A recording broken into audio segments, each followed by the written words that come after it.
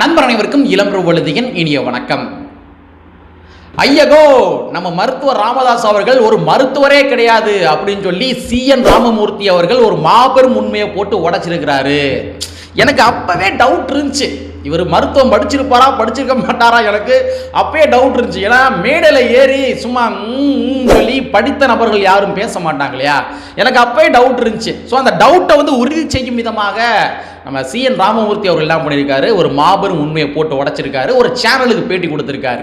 So அது மட்டும் கிடையாது, நானும் கூட என்ன பண்ணேன்னா கூகுள் வலைத்தளத்துக்குள்ளே போய் இன்னும் ஒரு சில தரவுகள்லாம் தேடி எடுத்து, ஸோ மருத்துவர் ராமதாஸ் அவர்கள் ஒரு மருத்துவரா மருத்துவர் இல்லையா அப்படின்றத சில தரவுகள்லாம் தேடி எடுத்திருக்கேன். ஸோ அது என்ன மேட்ரு அப்படின்றத இந்த காணொலியில் கொஞ்சம் டீட்டெயிலாக பார்த்துடலாம். நாங்கள் இப்படி வந்து பார்த்துட்டோம், இனி ஜென்மத்துக்கும் எங்களால குனிய முடியாது, அதனால நாங்க சண்டை போட போறோம். CN ராமமூர்த்தி அவர்கள் தான் ஒரு சேனலுக்கு பேட்டி கொடுக்குறப்ப மருத்துவர் ராமதாஸ் அவர்கள் ஒரு மருத்துவரே கிடையாது அப்படின்ற மாதிரி ஒரு மாபெரும் உண்மையை போட்டு உடைச்சிருக்காரு.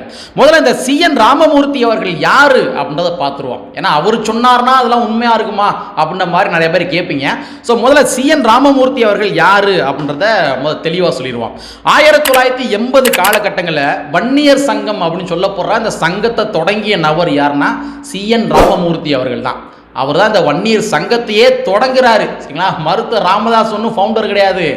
அதாவது இந்த வன்னியர் சங்கத்தை தொடங்கிய நபரே CN ராமமூர்த்தி அவர்கள் தான் 1980 தொடங்குறாரு. அதற்கு பின்பாக 2009 வன்னியர் சங்கங்கள் எல்லாத்தையுமே ஒருங்கிணைச்சு என்ன பண்றாருன்னா வன்னியர் கூட்டமைப்பு அப்படின்ற மாதிரி கூட்டமைப்பு உருவாக்குறாரு.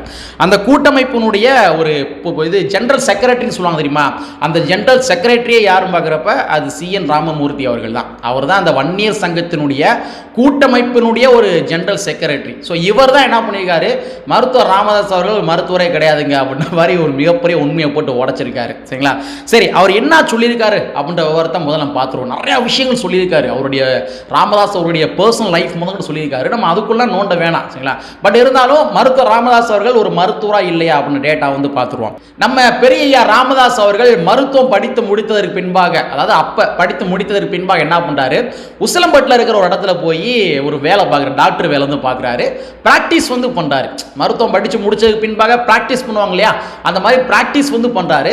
அப்ப அவர் கூட வேலை பார்த்த பூபதி என்று சொல்லப்படுகின்ற ஒரு நபர் இருக்காரு. அவர் என்ன பண்றாருன்னா இவரை பார்த்து ஒரு டவுட் ஆகிறாரு, உள்ளபடியே இவர் மருத்துவம் படிச்சிருக்காரா இல்லாட்டி சரியான முறையில் தான் படிச்சிருக்காரா அப்படின்னு டவுட் ஆகிறாரு. அதன் அடிப்படையில் போய் கம்ப்ளைண்ட் பண்றாரு. இவர் ஒரு போலி சான்றிதழ் மூலமாக மருத்துவம் படிச்சிருக்கிறாரு அப்படின்ற மாதிரி கம்ப்ளைண்ட் பண்றாரு. ஆக்சுவலா என்ன அப்படின்னா இவர் இவருடைய சர்டிபிகேட்டை கொடுத்து மருத்துவம் படிக்கல, ஒரு தலித் சர்டிஃபிகேட்டை கொடுத்து, அதாவது பறையர் கம்யூனிட்டியினுடைய ஒரு சர்டிஃபிகேட்டை கொடுத்து, நான் தான் பறையர் கம்யூனிட்டி அப்படின்ற மாதிரி ஒரு சர்டிஃபிகேட் கொடுத்து, போலீஸ் சர்டிஃபிகேட் கொடுத்து தான் அதன் மூலமாக இடஒதுக்கீட்டின் அடிப்படையில் தான் அவர் என்ன பண்ணியிருக்காருன்னா மருத்துவமே படிச்சிருக்காரு. ஸோ போலியாக மருத்துவம் படித்த ஒரு நபர் தான் நம்ம ராமதாஸ் அவர்கள். ஸோ அந்த பூபதி என்ன பண்ணுறாரு, இதெல்லாம் கண்டுபிடிச்சு நம்ம கவர்மெண்ட்டை கம்ப்ளைண்ட் பண்ணுறாரு. இவர் மருத்துவர் ராமதாஸ் அவர்களை தகுதி நீக்கம் பண்ணணும், இவர் போலி சான்றிதழ் மூலமாக படித்ததன் விளைவால் இவர் மருத்துவம் படித்ததுக்கே தகுதி கிடையாது, இன்னொருத்தருடைய வாய்ப்பு இவர் பறிச்சிருக்காரு அப்படின்ற மாதிரி கம்ப்ளைண்ட் பண்றாரு. ஸோ அப்போ என்ன பண்றாங்கன்னா ஒரு நபர் தலைமையில் ஒரு விசாரணை கமிஷன் அமைக்க போறாங்கன்ற மாதிரி ஒரு பேச்சுக்கள்லாம் ஈடுபட ஆரம்பிக்குது. ஏன்னா ஒரு வேலை கம்ப்ளைண்ட் ஆயிடுச்சுல, கம்ப்ளைண்ட் ஆனது பின்பாக அதை விசாரணை மேற்கொள்ளணும்ல, அதனால ஒரு நபர் தலைமையில் ஒரு கமிஷன் ஆரம்பிக்கலாம் அப்படின்ற மாதிரி பேச்சுக்கள்லாம் போய்க்கிருக்கு. அப்போ என்ன பண்றாருன்னா மருத்துவர் ராமதாஸ் அவர்கள் இந்த மாதிரி ஒரு நபர் கமிஷன் அமைச்சிட்டாங்க அப்படின்னா அவ்வளோதான், நம்ம மாட்டிக்கிடுவோம், அதனால நம்ம எஸ்கேப் ஆயிடுவோம் அப்படின்னு சொல்லி தான் வாங்கி கொண்டிருந்த சம்பளங்கள் அனைத்தையுமே அரசிடம் திரும்ப ஒப்படைத்து விட்டு என்ன பண்ணார்னா அந்த இதை விட்டே ஓடி வந்துறாரு. அவங்க நிரூபிப்பதற்கு முன்னாடியே ஓடி வந்துறாரு. ஸோ இவர் ஓடி வந்ததன் விளைவுனால மருத்துவர் ராமதாஸ் அவர்கள் போலி சான்றிதழ் மூலமாகத்தான் அவர் மருத்துவம் படிச்சிருக்காரு அப்படின்றது தெள்ள தெளிவாக புலப்படுகின்றது. இதைத்தான் CN ராமமூர்த்தி அவர்கள் என்ன பண்றாருன்னா தன்னுடைய ஒரு பேட்டியில் தெளிவாக சொல்லியிருக்காரு. அதாவது மருத்துவர் ராமதாஸ் அவர்கள் என்ன விஷயங்களை கட்டமைச்சுக்கிருக்காரு, ஒரு பறையர் விசஸ் வன்னியர் சமுதாயத்தை சார்ந்தவர்கள் அப்படின்ற மாதிரி தானே கட்டமைச்சுக்கிருக்காரு. ஆனால் அவங்க ஒற்றுமையாக தான் இருக்கிறாங்க. ஆனால் இவர் கட்டமைக்கின்ற விஷயங்கள்லாம் அப்படிதான். அதாவது பறையர் சமுதாயத்தை சார்ந்தவர்கள் இல்லாட்டி இதர பின்ன தலித் கம்யூனிட்டியில் இருக்கிற நபர்கள் எல்லாமே நாடக காதல்கள் பண்ணி அதன் மூலமாக வன்னிய பெண்களை இழுத்துட்டு ஓடுறாங்க அப்படின்ற மாதிரி கூட நம்ம இவர் என்ன பண்றாரு, மருத்துவர் ராமதாஸ் அவர்கள் போலியாக கதைகள்லாம் கட்டி விடுகின்ற வேலை பார்க்கிறாரு. அப்படி பட்சத்தில் ஒரு பறையர் கம்யூனிட்டியினுடைய ஒரு சர்டிபிகேட்டை பயன்படுத்தி நீங்க மருத்துவம் படிச்சீங்க அப்படின்னா அப்போ உங்களுடைய அரசியல் என்பது எவ்வளவு ஒரு கீழ்த்தனமான அரசியலா இருக்குது. நாம மருத்துவம் படிச்சதுக்கே அந்த பறையர் சமுதாயத்தினுடைய ஒரு சர்டிபிகேட் தான் காரணம் அப்படின்ற மாதிரி கொஞ்சம் கூட நன்றி உணர்வு என்பது மருத்துவர் ராமதாஸ் அவர்கள் இருந்திருக்கணும்ல. ஆனால் சுத்தமாக கிடையாது. ஸோ இந்த மாதிரி விஷயங்கள் தான் CN ராமமூர்த்தி அவர்கள் என்ன பண்ணிட்டாரு, தன்னுடைய ஒரு பேட்டியில் வந்து போட்டு உடைச்சிட்டார். சரி, இதான் ஒரு பக்கம் இருக்கட்டும். மருத்துவர் ராமதாஸ் அவர்கள் போலி சர்டிபிகேட் மூலமாக மருத்துவம் படித்திருந்தாலும் கூட அவர் வந்து மருத்துவம் படிச்சிருக்காருலப்பா அப்படின்ற மாதிரி நிறைய பேர் கேட்பீங்க. அவர் மருத்துவம் படித்திருந்தாலும் கூட மருத்துவராக இருப்பதற்கு தகுதி இல்லாத ஒரு நபர் தான் மருத்துவர் ராமதாஸ் அவர்கள். காரணம் என்ன அப்படின்னா, ஒரு மருத்துவம் படிச்சிருந்திருக்காரு. அப்படி பட்சத்தில் பயாலஜிக்கல் ரீதியான விஷயங்கள்லாம் பெரும்பாலும் அவருக்கு தெரிஞ்சிருக்கும். அப்படி இருந்த போதிலும் கூட வன்னியர் சமுதாய மக்கள் இருக்காங்க இல்லையா, லட்சோபலட்ச வன்னியர் சமுதாய மக்கள் இருக்காங்க தெரியுமா, அவங்ககிட்டலாம் போய் நீங்கள் ஃபுல்லாக பயாலஜிக்கல் ரீதியாக பறக்கல, அக்னி சட்டிக்குள்ள இருந்தா வந்து பறந்தீங்க அப்படின்ற மாதிரி ஒரு புராண கதைகளை மீண்டும் மீண்டும் கட்டவிழ்த்து விட்டு அந்த வன்னியர் சமுதாய மக்கள் அவருடைய மூளையை வந்து மழுங்கடிக்கும் செயலில் தான் நம்ம மருத்துவர் ராமதாஸ் அவர்கள் ஈடுபட்டு இருக்காரு. அப்போ ஒரு படித்த நபர் எப்படி இந்த மாதிரி விஷயங்கள்லாம் பேசி அந்த மக்களுடைய மூளையை மழுங்கடிப்பார்? அப்போ அவர் வந்து படித்திருப்பதற்கான வந்து வாய்ப்புகளை இல்லைன்றதான் பார்க்க முடியும். ரெண்டாவது, படித்த நபர்கள் எல்லாம் என்ன பண்ணுவாங்கன்னா, மக்களை வந்து தவறான வழியில வந்து திசை திருப்பவே மாட்டாங்க. இப்ப நீங்க மருத்துவர் ராமதாஸ் அவர்கள் நீங்க எடுத்துங்க, அவர் வந்து இதுநாள் வரைக்கும் தன்னுடைய சமுதாய மக்களுக்கு என்ன கத்து கொடுத்திருக்கிறாரு? கலவரத்தை மேற்கொள்ளுங்கள் மட்டும் தான் கற்றுக் கொடுத்திருக்காரு. இப்ப கூட சமீபத்தில் கூட என்ன பேசியிருக்காரு, அண்டம் கிடுகிடுக்க நாங்கள் வந்து போராட்டங்கள் நடத்துவோம், எங்களுடைய இடஒதுக்கீடுக்காக போராட்டங்கள் நடத்துவோம், அண்டம் கிடுகிடுக்க அதில் என்ன வேணாலும் நடக்கும் அப்படின்ற மாதிரி ஒரு தோணியில பேசியிருக்காரு. அதாவது 10.5% இடஒதுக்கீடுக்காக நீங்க வந்து போராட்டங்கள் பண்ணுங்க, தாராளமாக பண்ணுங்க, ஒரு அறவழியில் போராட்டங்கள் பண்ணுங்க, அது உங்களுடைய ரைட்ஸ். ஆனா நீங்க என்ன பதிவு பண்றீங்க, அண்டம் கிடுகிடுக்க நாங்க போராட்டங்கள் பண்ணுவோம் அப்படின்னா அந்த வன்னியர் சமுதாய மக்களை வந்து தவறான பாதையில திசை திருப்புவதற்காக நீங்க வந்து அரசியல் மேற்கொள்றீங்க அப்படின்றது தெள்ள தெளிவாக புலப்படுகின்றது. வாங்கப்பா எல்லாரும் போராட்டங்கள் பண்ணுவோம், ஒரு அறவழியில போராட்டங்கள் பண்ணுவோம், எல்லாரும் உட்காந்து உண்ணாவிரதம் மேற்கொள்வோம், இதர பின்ன யுக்திகள்லாம் கடைபிடிப்போம் அப்படின்ற மாதிரி ஒரு படித்த நபர் சொல்லியிருந்தாரு அப்படின்னா அதை தாராளமாக ஏற்றுக்கலாம். ஏன்னா அவங்களுடைய ரைட்ஸுக்காக அவங்க போராட்டங்கள் பண்றாங்க. ஆனால் வந்து அண்டம் கிடுகிடுக்க நாங்கள் போராட்டங்கள் பண்ணுவோம் அப்படின்னா நீங்க எந்த அர்த்தத்தில் நீங்க இந்த விஷயத்தை பதிவு பண்றீங்க? அப்போ வன்னியர் சமுதாய மக்கள் எல்லாத்தையுமே தவறான பாதையில் திசை திருப்புவதற்காக இல்லை வழி நடத்துவதற்கான வேலையில தான் மருத்துவர் ராமதாஸ் அவர்கள் ஈடுபட்டு இருக்காரு. ஸோ வந்து ஒரு படித்த நபராக இருப்பதற்கு ஒரு தகுதி இல்லாத நபராக தான் மருத்துவர் ராமதாஸ் அவர்கள் இருக்கிறார் அப்படின்றத நம்ம இதில் மூலம் பார்க்கலாம். அதே மாதிரி மருத்துவர் ராமதாஸ் அவர்கள் தன்னுடைய வன்னியர் சமுதாயத்தை சார்ந்த மக்களுக்கு அரசியல் ஞானங்களை வந்து கற்பிப்பது கிடையவே கிடையாது. அதாவது என்ன கேட்கறாங்க, 10.5% இடஒதுக்கீடு வந்து கேட்கறாங்க. இந்த 10.5% இடஒதுக்கீடு என்பது ஆல்ரெடி நம்ம ஏடிஎம்கே பீரியட்லேயே கொடுத்துட்டாங்க. ஆனா நீதிமன்றம் என்ன பண்ணாங்க, அதை வந்து தடை பண்ணாங்க.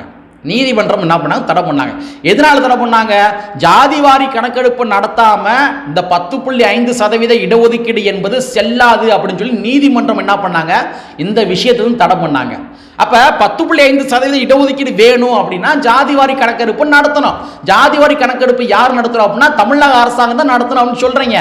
ஆனா SECC சட்டத்தின் அடிப்படையில், அந்த சட்டத்தின் அடிப்படையில் ஒரு மாநில அரசாங்கம் ஜாதிவாரி கணக்கெடுப்பு நடத்துவதாக இருந்தால் நாடாளுமன்றத்தினுடைய அவை வந்து ஒப்புதல் வழங்கணும். அவங்க ஒப்புதல் வழங்கினா தான் ஒரு மாநில அரசாங்கம் ஜாதிவாரி கணக்கெடுப்பு வந்து நடத்தவே முடியும்.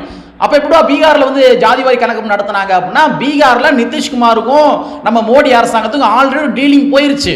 தேர்தலுக்கு பின்பாக நீங்க தான் எங்களுக்கு தான் ஆதரவு தரணும் அப்படின்ற மாதிரி ஆல்ரெடி டீலிங் போயிடுச்சு. அதனுடைய நாடாளுமன்றத்தினுடைய அவை வந்து நிதிஷ்குமாருக்கு ஆல்ரெடி ஒப்புதல் கொடுத்துட்டாங்க. அதனால தான் அவரால் ஜாதிவாரி கணக்கெடுப்பு நடத்த முடிஞ்சிச்சு, இல்லாட்டி அவரால் நடத்திருக்க முடியாது. ஸோ SECC சட்டத்தின் அடிப்படையில் ஒரு நாடாளுமன்றத்தினுடைய அவை ஒப்புதல் கொடுத்தா மட்டும்தான் மாநில அரசாங்கத்தின் மூலமாக ஜாதிவாரி கணக்கெடுப்பு நடத்தவே முடியும்.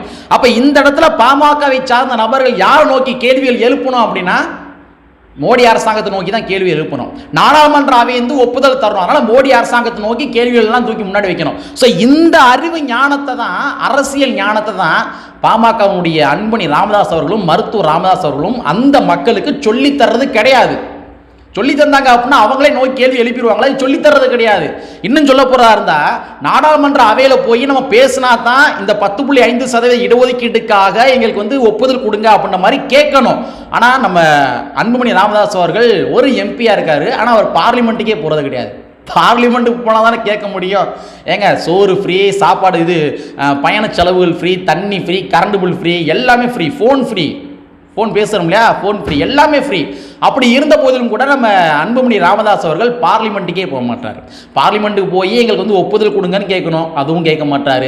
10.5% இடஒதுக்கீடு என்பது எங்களுக்கு வேணும், அதனால் நீங்கள் வந்து மாநில அரசாங்கம் வழிகாட்டுங்க அப்படின்னு கூட கேட்கலாம், அதுவும் கேட்கறது கிடையாது. அப்போ இந்த இடத்துல என்ன விதமான அரசியல் மேற்கொள்ளப்படுகின்றது அப்படின்னா, மோடி அரசாங்கம் எப்படி பார்த்தாலும் தமிழ்நாட்டு கவர்மெண்ட்டுக்கு நீங்கள் வந்து ஜாதிவாரி கணக்கெடுப்பு நடத்துங்க, நாங்கள் ஒப்புதல் தரோம் அப்படின்ற மாதிரி தர மாட்டாங்க. தந்துட்டாங்கன்னா அந்த பிரச்சனை சால்வ், தமிழ்நாட்டில் பிரச்சனை சால்வ், அதனால தான் தர மாட்டாங்க. ஏன்னா இதை வச்சு தான் அரசியல் இருக்குது. அப்போ இந்த அரசியல் ஞானத்தை கற்றுத்தர்றது கிடையாது வன்னிய சமுதாய மக்களுக்கு. இந்த அரசியல் ஞானத்தை நம்ம மருத்துவர் ராமதாஸ் அவர்களும் சரி, அன்புமணி ராமதாஸ் அவர்களும் சொல்லித்தரது கிடையாது. ஸோ அதனால தான் அவங்களுடைய தொடர்ச்சியான வீழ்ச்சிகள்லாம் உருவாகி இருக்கு. சரி, இதெல்லாம் ஒரு பக்கம் இருக்கட்டும். ஸோ நான் சொன்ன மாதிரி மருத்துவர் ராமதாஸ் அவர்கள் மருத்துவமே அந்த குவாலிஃபிகேஷன் இழந்துட்டார் அப்படின்ற மாதிரி சிஎன் ராமமூர்த்தி அவர் சொல்லியிருக்காரு. இன்னும் பல விஷயங்கள்லாம் சொல்லியிருக்காரு, அதெல்லாம் பொது வழிகளில் பேச முடியாது. நம்ம மருத்துவர் ராமதாஸ் அவர்கள் இன்னும் கூட வருகின்ற காலங்களில் இந்த மாதிரி மேடைகளில் அநாகரிகங்கள் நிறைந்த வார்த்தைகள்லாம் பேசினார் அப்படின்னா அவருடைய பர்சனல் லைஃப் முதற்கொண்டு வெளியில் இன்னும் வீரியமாக வெளிவரும் என்பதில் எந்த விதமான ஐயப்பாடும் கிடையாது என்பதை கூறிக்கொண்டு கற்பை ஒன்று புரட்சி செய்கின்ற புரட்சியாளர் வரியை கூறிக்கொண்டே நிறைவு செய்கின்றேன். நன்றி, வணக்கம்.